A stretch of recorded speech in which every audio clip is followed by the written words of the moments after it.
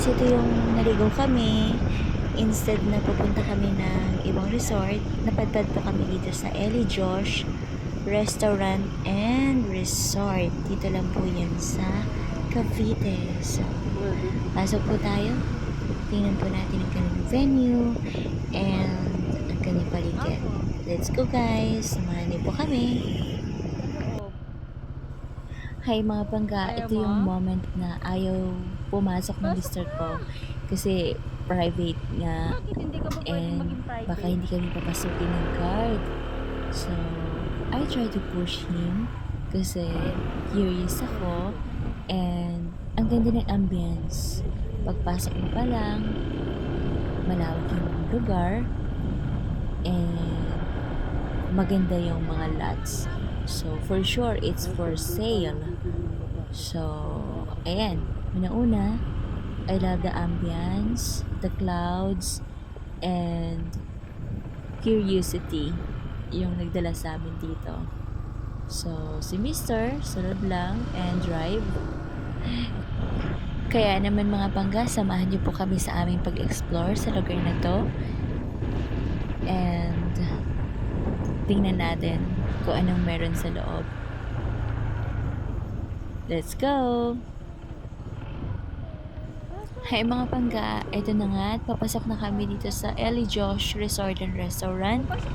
So, pupunta tayo sa lobby, titingnan natin yung time in, time out, kung sasakto ba sa ating oras. Kasi ay pahapon na, 8 around 3 p.m.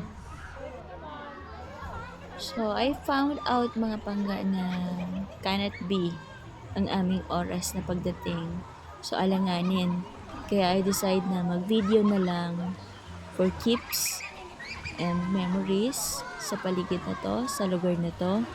And as you can see mga pangga, maraming swimming, maraming bata, may slide for kids, and I think mag-i-enjoy kayo dito with your parents kasi on the other side meron rin pong slide ng adult dito and maganda ang kanyang ambience, instagrammable nga, and also overlooking. So ayan, makikita niyo po ang mga higaan, may mga picturan, and ito sa baba mayroong parking area and may mga kubo na available.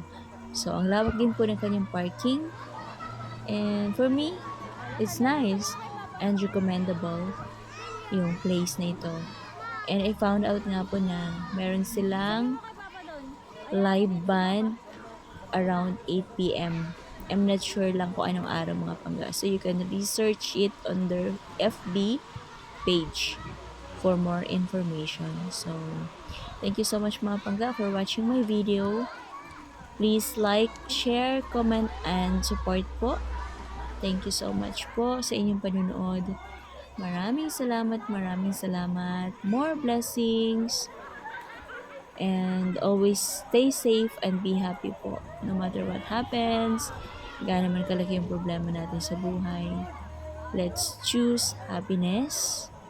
And don't forget na maging thankful and grateful po tayo sa kung anong meron tayo. Maraming salamat pangga. See you in my next vlog. Thank you.